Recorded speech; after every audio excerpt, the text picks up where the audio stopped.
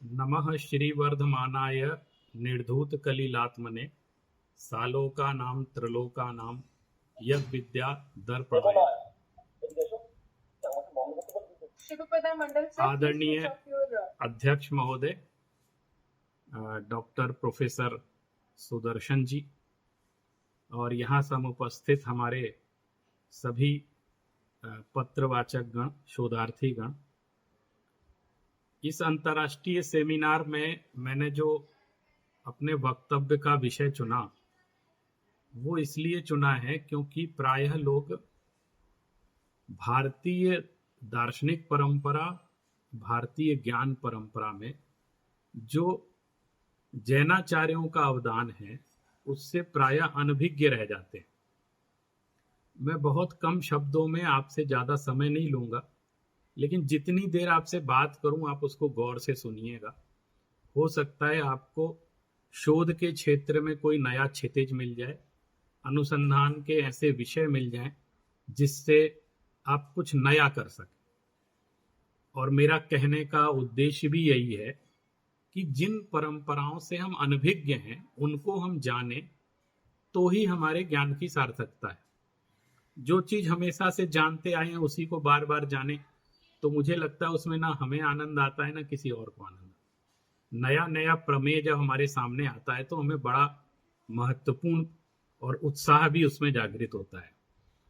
मैं आपसे ये कहना चाहता हूं कि जैन परंपरा ने, जैनाचार्यों की जो सुदीर्घ परंपरा है, उसने साहित्य के क्षेत्र में और बल्कि मैं मानता हूं साहित्य के प्रत्येक विधा के क्षेत्र में बहुत महत्वपूर्ण योगदान दिया है, जिनसे प्रायः लोग अपरिचित रह जाते हैं।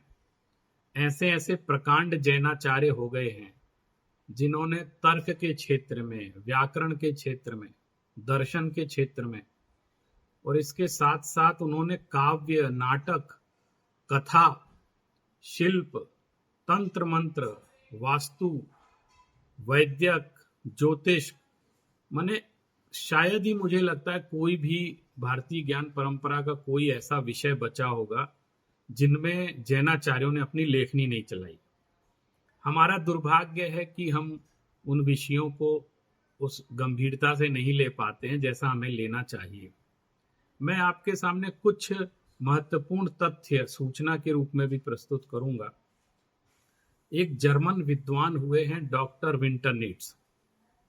उन्होंने भारतीय साहित्य का इतिहास लिखा और उनकी पंक्ति का मैं हिंदी में अनुवाद आपको सुनाता हूं। वो लिख रहे हैं कि भारतीय भाषाओं की दृष्टि से भी जैन साहित्य बहुत महत्वपूर्ण है, क्योंकि जैन सदा इस बात की विशेष परवाह रखते थे कि उनका साहित्य अधिक से अधिक जनता के परिचय में आए और इसलिए आगम साहित्य और उनकी प्राचीन टीकाएं प्राकृत में लिखी गई।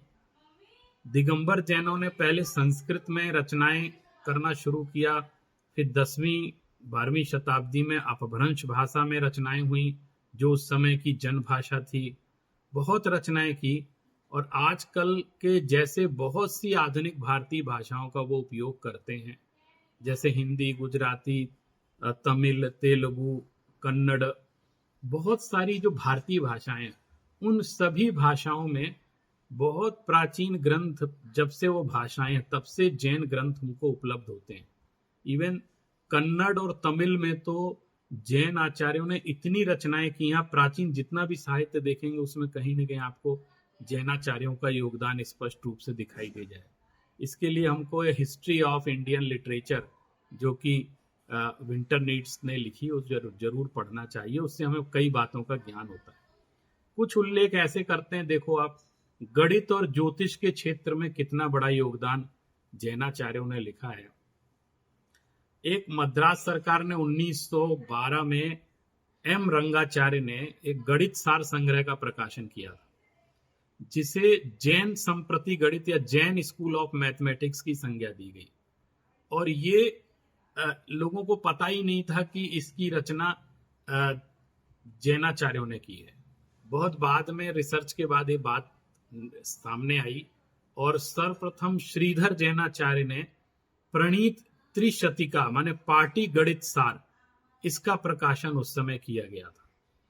इसी प्रकार एक तिलोय पंडिती नाम का ग्रंथ है जो प्राकृत भाषा में 1st सेंचुरी का है, और इसी प्रकार उसकी रचना यति वृषभाचार्य ने की। और महावीराचार्य का ये जो गणित सार संग्रह है, इसका उल्लेख एनसीईआरटी की एक गणित की किताब है, उसमें उनका चित्र भी बना हुआ है, और ये कहा गया कि महावीराचार्य ने गणित के क्षेत्र में सबसे पहले बहुत बड़ा कंट्रीब्यूशन भारतीय ज्ञान परंपरा को दिया था।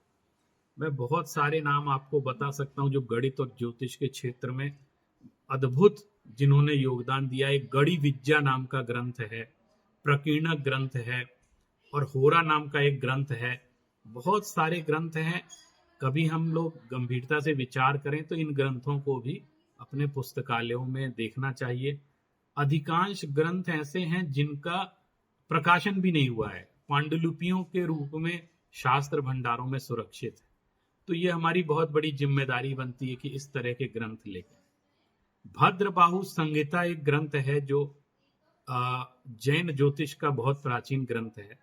केवल ज्ञान प्रश्न चूड़ामणि नाम का ग्रंथ है, और आगम परंपरा में देखें तो सूर्य प्रज्ञप्ति नाम का एक ज्योतिष का ग्रंथ है जो प्राकृत भाषा में लिखा गया, और उसमें अद्भुत सिद्धांतों का अष्टांग महानिमित्त का विवेचन बहुत गंभीरता के साथ उसमें किया है। डॉक्टर अनुपम जैन और डॉक्टर एलसी जैन ऐसे इस समय मैथमेटिशियन आधुनिक युग में हुए हैं जिन्होंने जैन गणित पे बहुत सारा काम किया।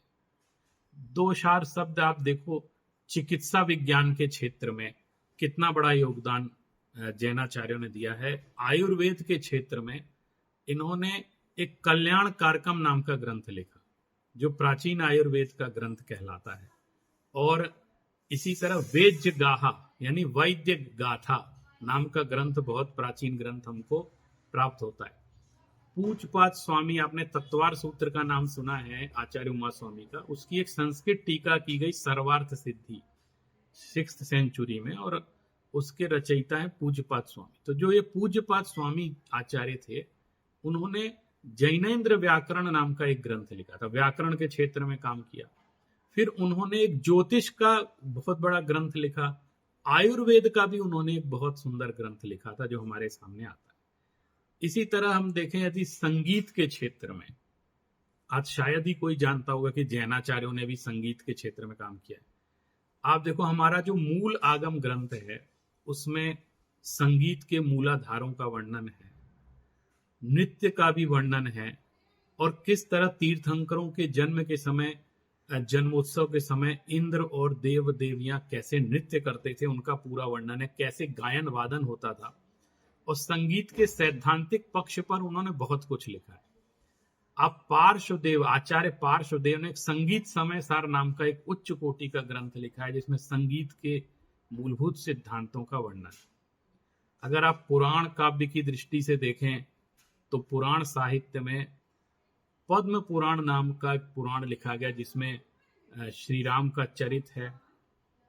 हरिवंश पुराण लिखा गया जिसमें पांडवों का चरित्र लिखा गया है, और महापुराण लिखा गया, आदि पुराण लिखा गया जिसमें तीर्थंकर ऋषभ देव का चरित्र है। इस तरह जो जैन परंपरा में 63 शलाका पुरुषों का वर्णन है, वो विभिन्न पुराणों में, मैं मानता हूं आपको कम से कम 100-150 पुराण प्राचीन काल के आपको मिल जाएंगे जिनमें उन्होंने सिर्फ महापुरुषों के चरित्र का वर्णन नहीं किया बल्कि तत्कालीन भारतीय समाज, भौगोलिक वर्णन, परिस्थितियां, इन सब का वर्णन उसमें हमको मिलता है। कथा साहित्य के क्षेत्र में भी बहुत व्यापक योगदान दिया है, जैसे आराधना कथा कोश, पुण्याश्रव कथा कोश, और एक हिंदी के एक साहित्यकार हुए हैं, उन्होंने उनका नाम मुझे स्मरण आ रहा है, उन्होंने बहुत सारा साहित्य लिखा है। वो एक बात लिखते हैं कि सृष्टि की रचना किसने की मुझे तो नहीं मालूम, लेकिन कथाओं की सृष्टि में जैनाचार्यों का मुकाबला कोई नहीं कर सका। माने वो इतना अभिभूत होकर इस चीज का वर्णन करते हैं। मैं उनका नाम स्मरण आएगा तो बताऊंगा, बहुत बड़े साहित्यकार हैं। इसी तरह व्याकरण के क्षेत्र में और राजभाषा हिंदी और अन्य भारतीय भाषाओं के विकास में भी जैनाचार्यों ने बहुत योगदान दिया। भारत की कोई भी ऐसी भाषा नहीं है जिसमें जैनाचार्यों ने साहित्य की रचना नहीं की, और साहित्य समृद्ध नहीं किया। ध्यान योग के क्षेत्र में अद्भुत ज्ञानार्णव नाम का ग्रंथ लिखा गया जो आचार्य शुभचंद्र ने लिखा है। ध्यान योग पर कम से कम 150 ग्रंथों की सूची मेरे पास जो ध्यान योग के क्षेत्र में लिखा है। लेकिन कभी कभी हमारा ये प्रमाद होता है कि हम जैन आचार्यों के द्वारा जो योगदान भारतीय ज्ञान परंपरा में दिया गया उसका चर्चा भी कभी कभी नहीं हो पाती है, जबकि हमें बहुत गहन अनुसंधान इस विषय में करना चाहिए। आप सभी ने इस अंतर्राष्ट्रीय महोत्सव में, साहित्य महोत्सव में मुझे बोलने का अवसर प्रदान किया, इसके लिए आप सभी को बहुत बहुत धन्यवाद। बहुत बहुत धन्यवाद सर। मतलब